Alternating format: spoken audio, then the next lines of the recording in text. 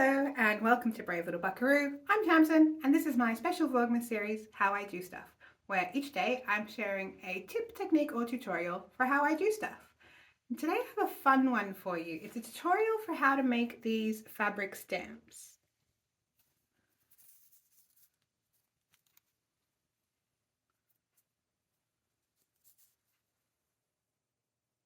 And they're so cute and they're so fun and so easy. And you can stick them on anything. They're iron-on fusible. And here's one I popped on a project bag just before for demonstration purposes. Very cute. Okay, I'll show you how I do it. Here I have a small selection of stamps that I've just whipped up in preparation for this video. And as you can see, they're super cute. And they have paper on the back at the moment, which we can take off when we're ready to iron them onto whatever we want to iron them onto. So a pouch or a greeting card, probably even like a t-shirt or something if you wanted to, a bag, whatever you like. And I've made these out of, this is a Ruby Star Society strawberry. And these houses and frames and alphabet, those are all from the Kath Holden Paper Hamlet collection. These are just the 1930s prints that I fussy cut, and this is a Ruby Star Society. That's from the Icons fabric, which I'll show you a bit later. But let's go over some of the things we'll need to make these. First of all, and possibly most importantly, is some kind of iron-on double-sided adhesive. I'm using Heat and Bond Ultra, which is a no-sew adhesive. So once you've put your stamps together, you can't sew them on. You have to only iron them on because this glue will gum up your needle. But there's also a Heat and Bond Light, which you could sew on if you wanted to do that. Or there's a number of other products on the market that you could use.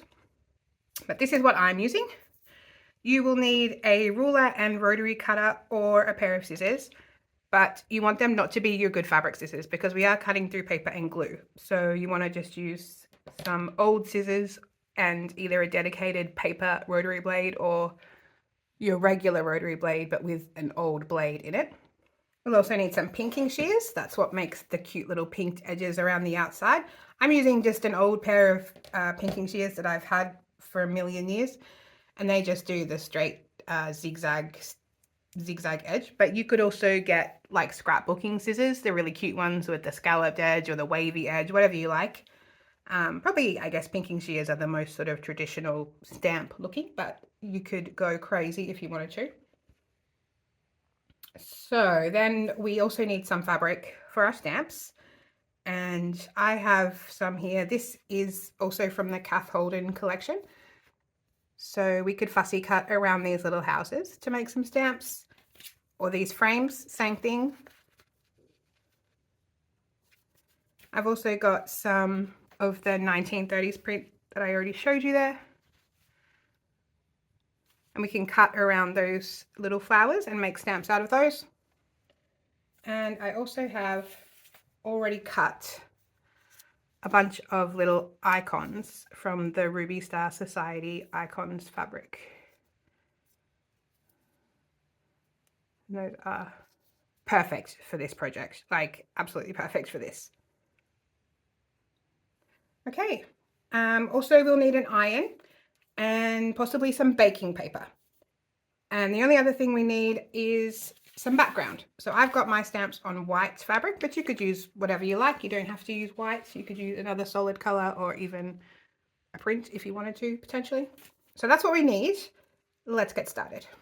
So I've moved my pressing mat up onto my table, and what I'm going to do first is iron on the Heat and Bond to my background fabric. So I've cut a piece of background fabric that's about 10 by 10 inches square, enough to make a few stamps. And I've cut my piece of Heat and Bond just slightly smaller than that. And the reason for that is so that I don't get glue on my ironing mat. I'm just going to make sure that my Heat and Bond is inside the edges of my background fabric, and it's paper side up. So the sticky side is down onto the fabric and paper side up.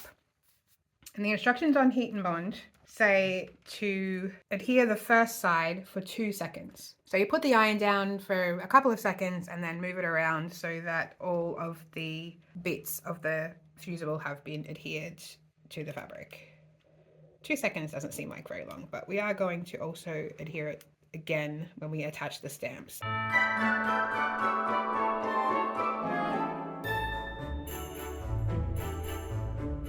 And then what we need is some fabric that we're going to cut our pieces out of. So this is a piece of Kath Holden's Houses, which I've also already attached some fusible to. And I also have some of this Kath Holden's Frames fabric that I've also already block fused onto there. So it's easy to do it this way because you've got the whole piece of fabric is covered with the fusible, and then you can come back and cut them out neatly with a little bit of space all around them, and you don't have to try and cut tiny bits of fusible to be the right size or anything like that. But we can also use some fussy cut fabrics as well. We don't have to block fuse, so I'll show you how to do that. So I have here a piece of my fusible. It's still got the paper on the back, and I have some already cut out bits. So I've got some strawberries, and those are fussy cut around a particular motif, obviously, and I've cut with a fairly wide margin on the outside so that after I put the sticky stuff on the back, I can cut within that margin in a nice neat square, and the fusible and the fabric will be exactly the same size. So there won't be any fusible sticking out around the edges or any bits of fabric that aren't properly fused. I've also done just a few little pieces of this ditzy floral. So they don't have to be fussy cut. They could just be pretty little bits of fabric that you might like to make a stamp out of. And I have here some more of this 30s fabric that I'm going to show you how I fussy cut. So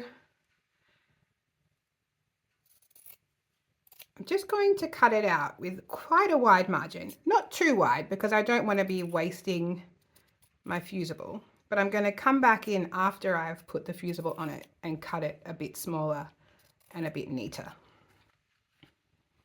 You could also use a rotary cutter for this if you wanted to get it more precise. I will probably use the rotary cutter after I've put the fusing on, but at this stage I think scissors works fine.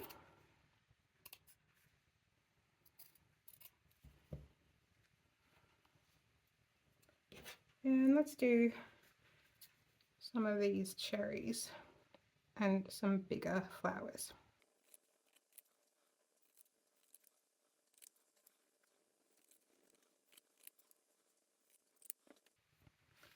Okay, so now we're going to fuse this onto our fusible.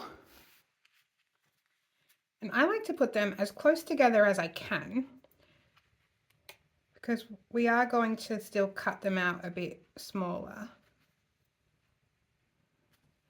And I don't want to waste any of my fusible if I don't have to. So I'll just position these on here to make the best use of the space.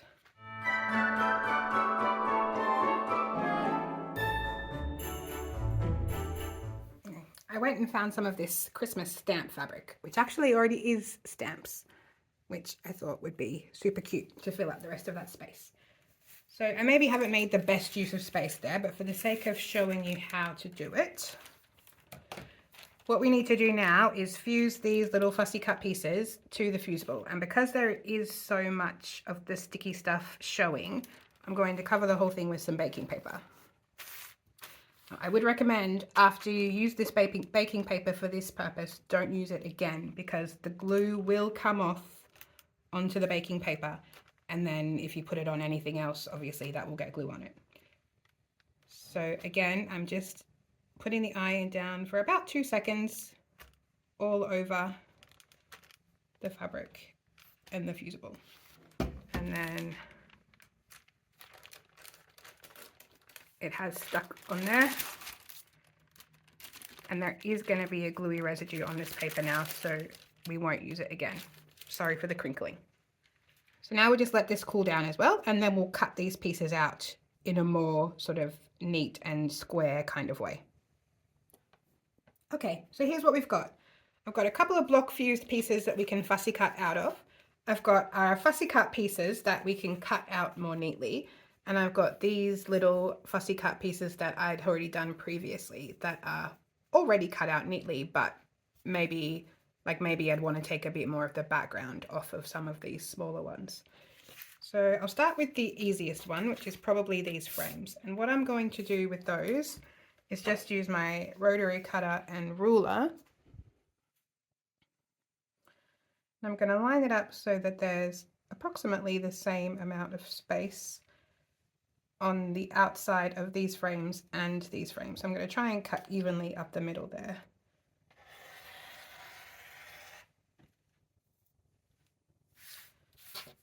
That's probably enough of those for now. And I'll cut off neatly the other side as well, just so that they're even and there's no glue showing.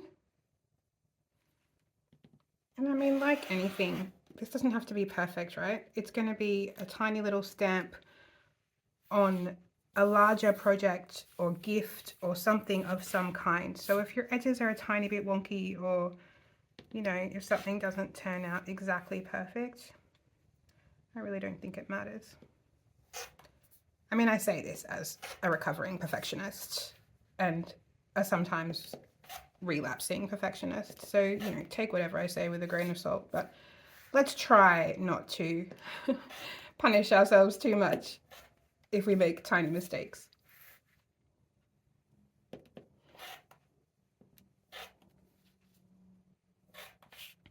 So there we go. Cute little framed houses.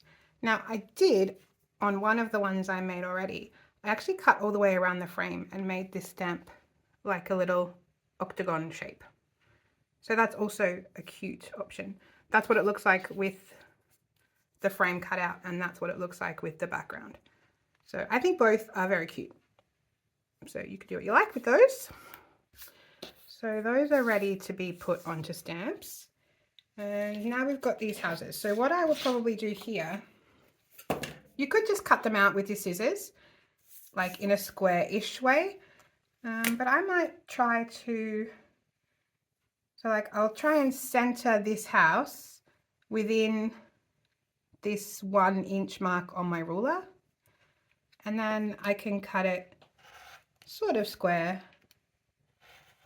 and sort of straight, if that's what I want to do, or if that's what you want to do. If you would rather have it be like wonky and crooked, that would also be cute.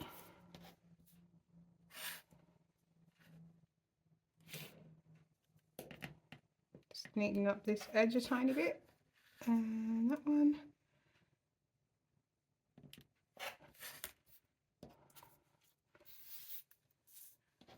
Yeah, I'll just show you, if you wanted to do it with scissors, we could do this pink one here.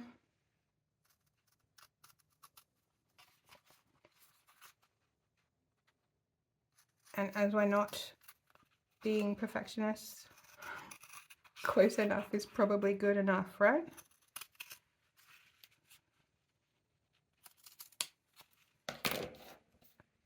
I think that's still pretty fine. Okay, so let's now have a look at these ones. And again, kind of like fussy cutting out these flowers, I'm going to do the same thing with these ones. I'm just going to cut them down a bit smaller than what they are.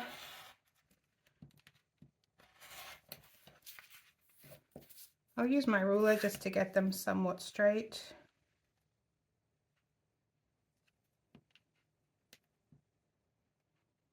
Somewhat centered.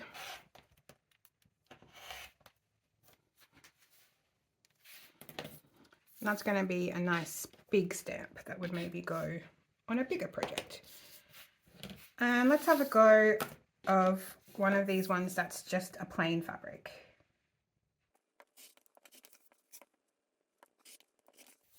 There we go. That can make another cute stamp. And then I'll just cut out one of these Christmas stamps because I think that's going to work out cute.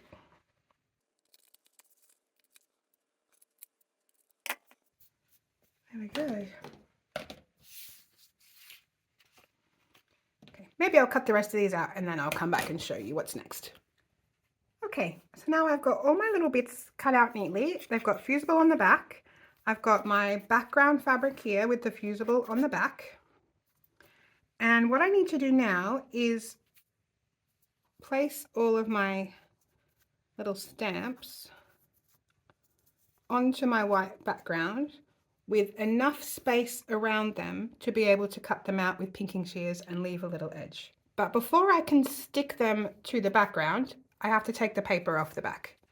So the best way I found to do that is to just score it with a pin and then slide the pin underneath to rip the paper, and then it comes off really easy.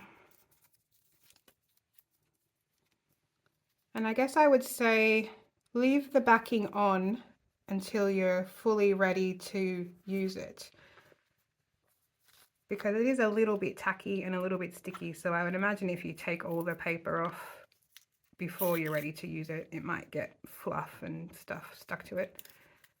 So I would leave the papers on until you're ready to use them. Maybe I'll cut this one down a bit more.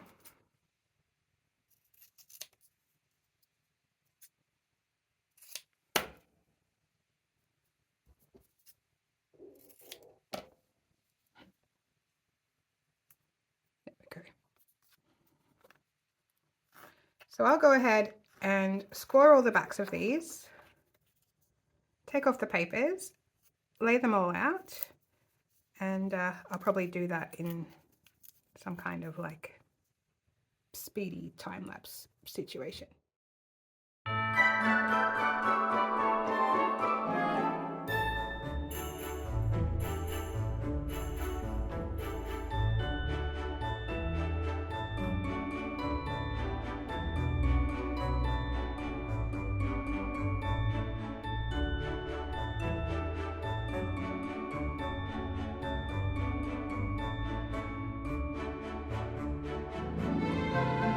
Okay, so I have all of my little stamps laid out onto my backgrounds. The only one I decided not to use was this little tiger guy because he's on a white background, so it wouldn't make much impact to put him on a white stamp. So I'll save him for when I do a batch with a different colored background. So the next step is to fuse these stamps to the background. And according to the instructions on the heat and bond, the second fuse, which is this one, should be for 8 seconds. So I'm just going to take my iron, and hopefully, because we've cut these exactly to the right size with the fusible already on them, there won't be any sticky residue. But it's a little bit danger mouse, but I'm going to risk it. We may need to clean the iron after this. Otherwise, if you're worried, do just put down a piece of baking paper.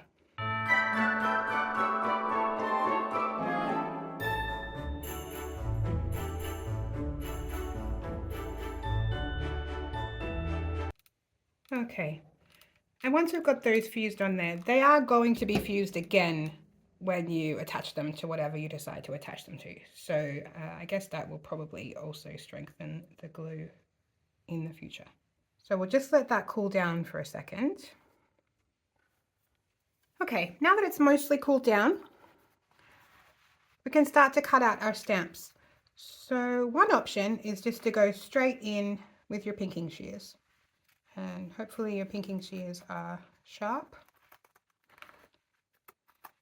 This can be a little bit tricky when your stamps are close together because you don't want to overstep your bounds and move into the next stamp.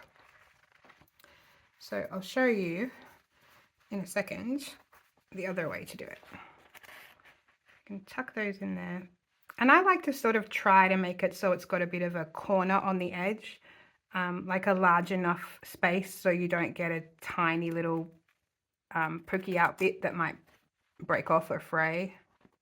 So you just position the teeth of your scissors, of your pinking shears, so that you can see where there's going to be like a square on the end instead of a tiny point.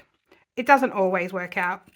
Obviously you can't decide where it's going to end up here, but that's what I try to do.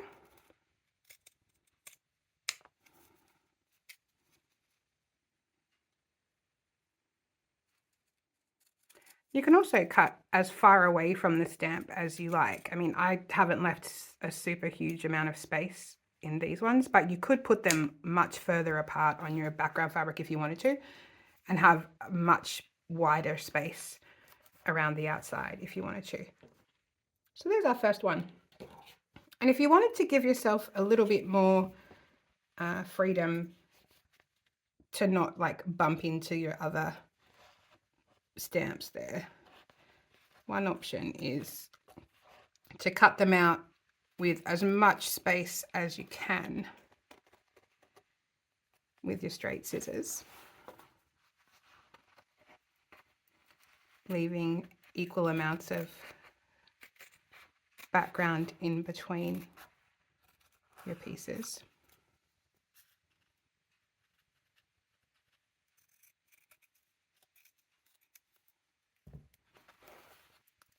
And then come back in with your pinking shears to cut closer.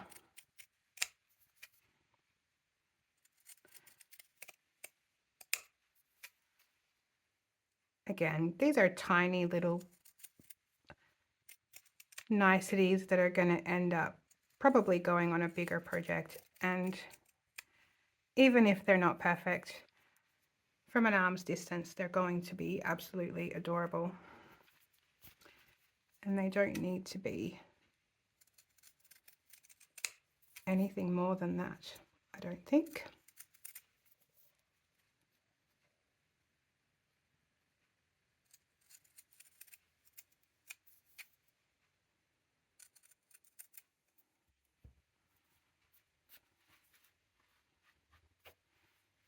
There we go. Let's see what one of these plain fabric ones looks like.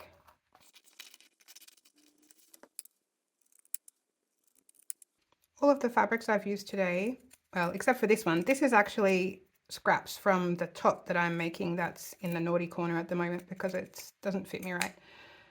So that's what this is. But other than this, all of the other fabrics that I'm showing today are available in my shop and will be linked below. I don't have any of the Heat and Bond in stock at the moment. It's sold out, but I have some on the way. It's literally shipped to me. So within the next few days, hopefully, I'll have some more of that. Well, let's just do one of these little Christmassy stamps because those are also super cute. Okay, that's adorable.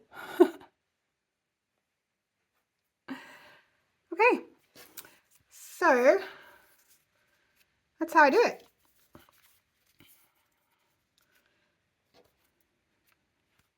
And once you've got them to this stage, now you can attach them to anything you want. So you could put them on an envelope, like just as a decoration. You could put it on a greetings card. You could use them in scrapbooking. You can attach them to all manner of sewing things, project bags, pencil cases, anything you like, really. But for the sake of demonstration purposes, here is a notebook cover that I made some time ago. And it's patchwork and it's very cute, but I think it could be made even cuter with a little stamp. So I'm just going to leave the book in it. It's only 8 seconds. You can iron this onto paper as well if you want to. It won't hurt it. Just be careful not to burn the paper, obviously. So what stamp shall we pop on here? Strawberry one kind of matches, but is it too pink? Okay, let's do the strawberry one. And just like before, what we do is score the back of this paper, peel it off,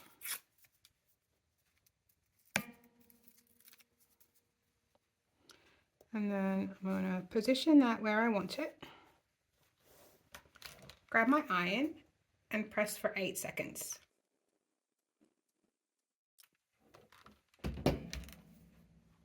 And there we go. I'll just leave that to cool down. And our little notebook cover has a stamp on it.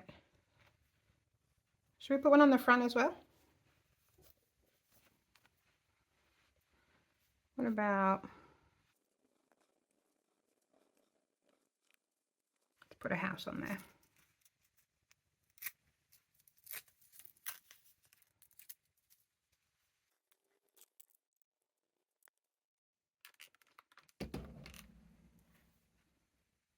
There we go.